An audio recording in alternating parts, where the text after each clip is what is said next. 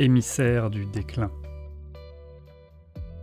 Quand la famine et le désespoir se répandent chez les mortels sur fond de présages funestes, les émissaires du déclin apparaissent.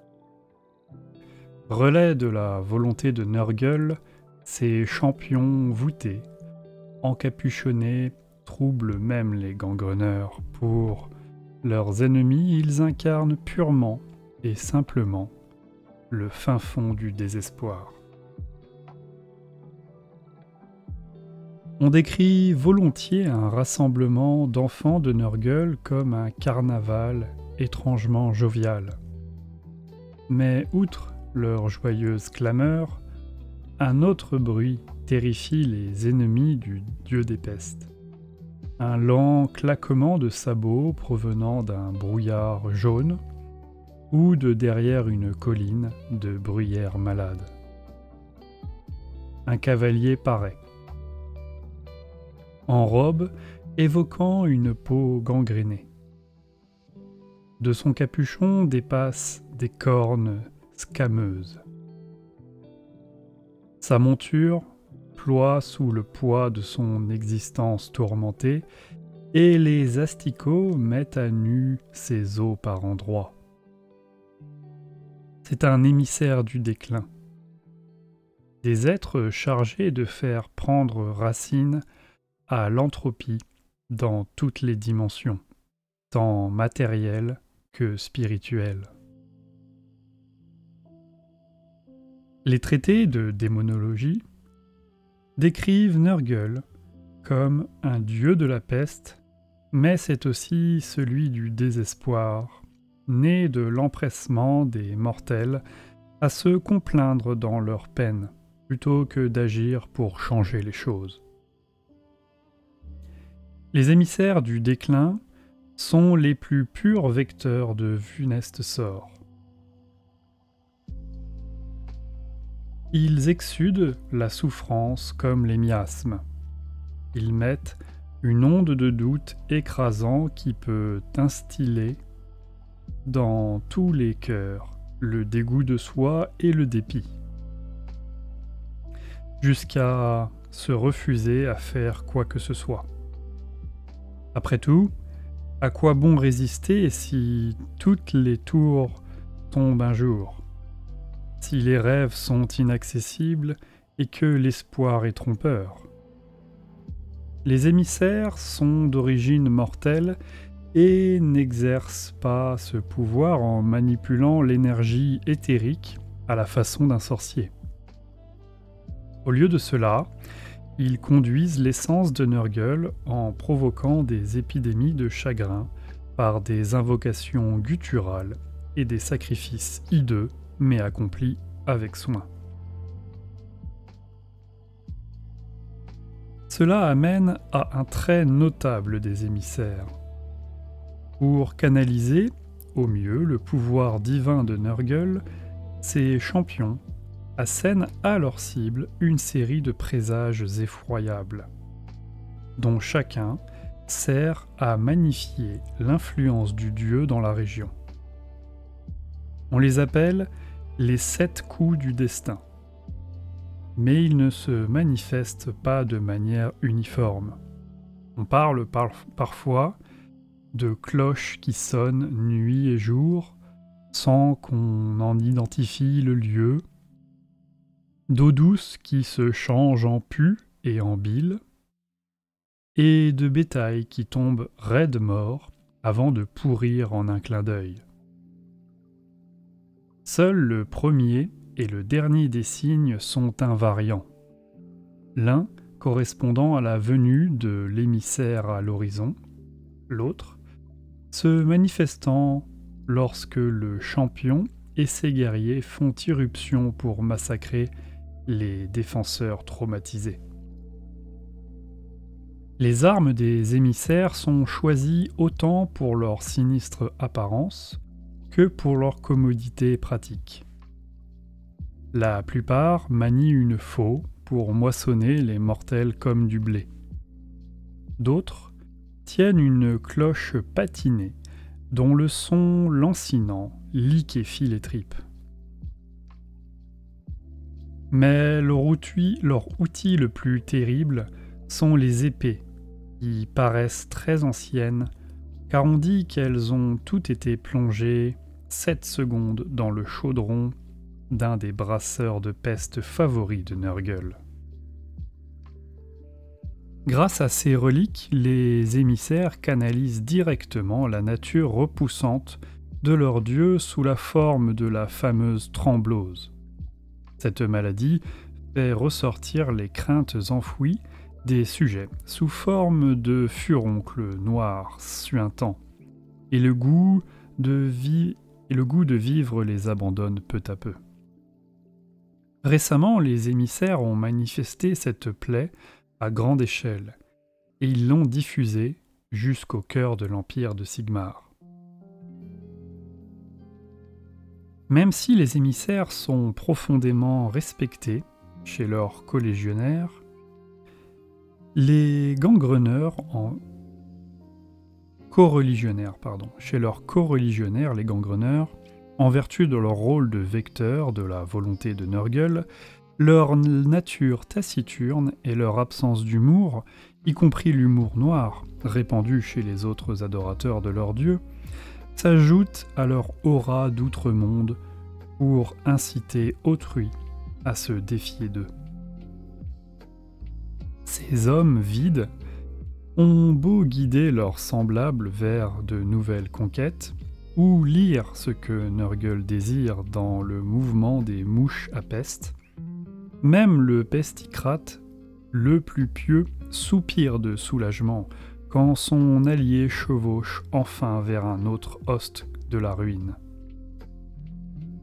Malgré tout, il arrive que des gangreneurs reçoivent de Nurgle l'aptitude de se repaître du désespoir des mortels et de s'en trouver encore plus résistants. Ces guerriers sont naturellement attirés par les émissaires et la souffrance qu'ils sèment et forment des bandes de frères fiévreux, le genre d'allitération que les émissaires eux-mêmes méprisent, mais dont leurs guerriers raffolent. Si les gangreneurs, affreusement bavards, font un étrange contraste avec leur morne maître, ils savent ce qu'ils doivent aux émissaires qui s'évertuent à les alimenter en désespoir, et ils ne laissent aucun ennemi interférer avec leur œuvre pie.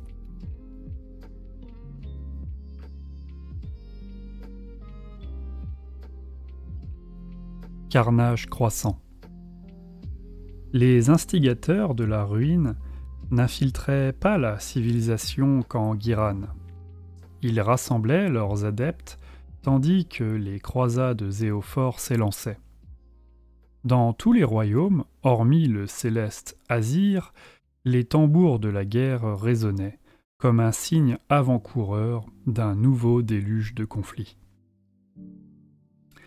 Tandis que Fulgos se retirait de Longchamp, la léthargie qui étouffait Ghiran se fissura.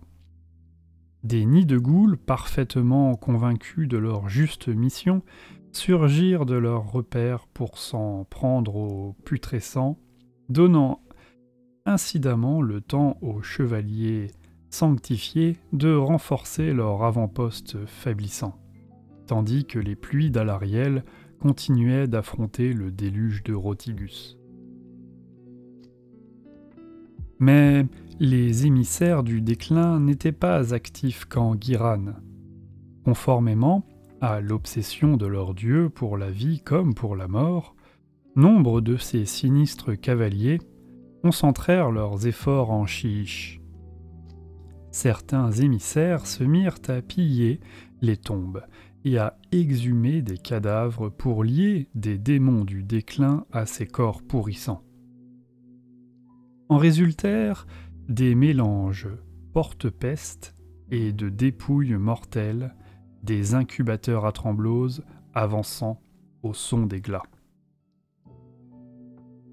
Comme les émissaires, les héros des Parchemoines étaient essentiellement concentrés en Ghiran, menant leurs adeptes déments au combat.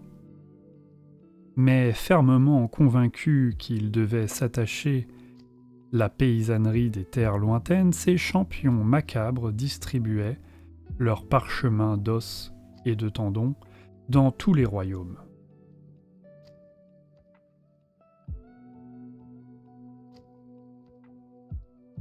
De façon surprenante, malgré l'antipathie ésotérique de ces terres pour la magie de la mort, nombre de héros gravitaient autour du royaume étincelant de Ish.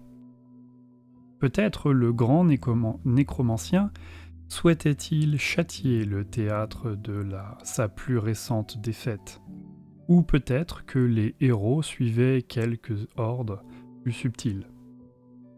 Quoi qu'il en soit, bon nombre arpentaient le royaume de la lumière. En Xintil, tous les groupes en quête d'illumination croisée dans les déserts pouvaient dissimuler un nid de goules mené par un des héros du soleil. Plus rarement, les héros se rendaient dans les grandes nations des luminettes. Au moins l'un d'entre eux atteignit la cour de Korstan Mortevel, l'empereur radieux. Enragé des pics vertigineux d'Imetrika. D'autres se rapprochèrent des cohortes d'Ossiarques qui sillonnaient encore les terres, baignant les os de ces guerriers saints dans le sang des luminettes, ne se laissaient pas convaincre de rallier la cause des héros.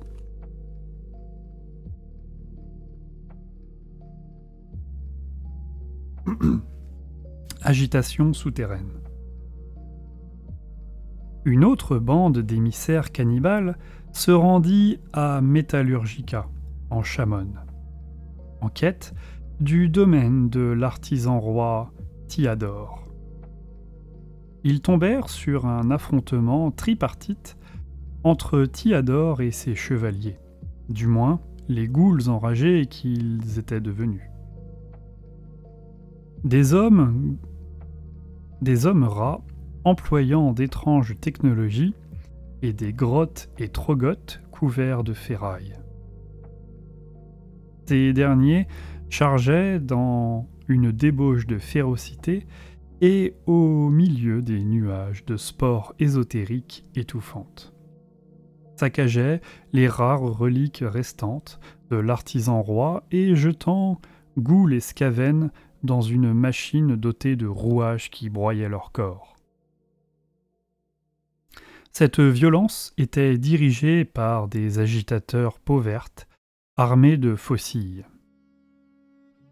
Tandis que les royaumes se fendaient sous la fureur tectonique de l'ère des bêtes, de l'ère de la bête, les hordes de fiel obscurs se déversaient des failles ainsi ouvertes.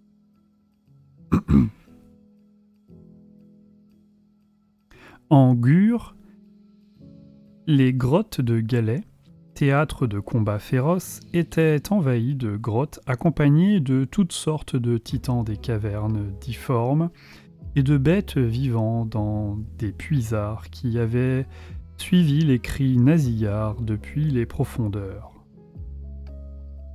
Dans le froid d'Andorre, les perturbateurs peau verte menaient des ruées de trogotes et de squigs couverts de stalactites de glace jusqu'à la surface, accompagnés d'ogres vêtus de fourrure et désireux de piller des terres plus abondantes.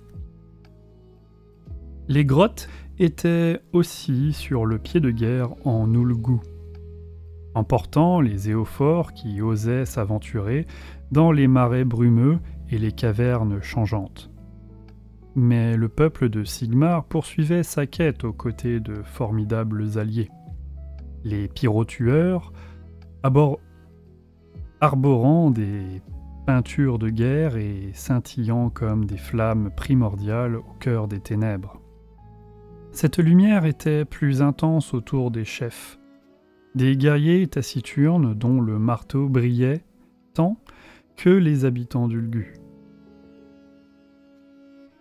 Adaptés à l'obscurité, pouvaient à peine les regarder. Les habitants d'Ulgu, habitués à l'obscurité, pouvaient à peine les regarder. Les Duardins refusaient de révéler d'où ils venaient. À vrai dire, leurs alliés les entendaient rarement parler, sinon pour marmonner des vœux de vengeance. Pour les maréchaux des Guildes-Franches, l'important était que ces pierrotueurs honorassent d'antiques serments, leur ferveur renforçant ces esprits et repoussant les ténèbres du royaume gris. Des frontières de Tondia au protectorat des stratopores Caradron, des bandes d'élus de Grimnir, menées par des champions armés de marteaux, passaient des accords avec des forces de la civilisation ou apparaissaient simplement la veille d'une bataille, la mine sombre, pour offrir leur talent tant que leurs alliés ne les gênaient pas. C'est en Akshi, terre ancestrale des pierrotueurs, que ces Duardins se montraient le plus souvent, et qu'un nouveau danger menaçant le peuple de Sigmar fit son apparition.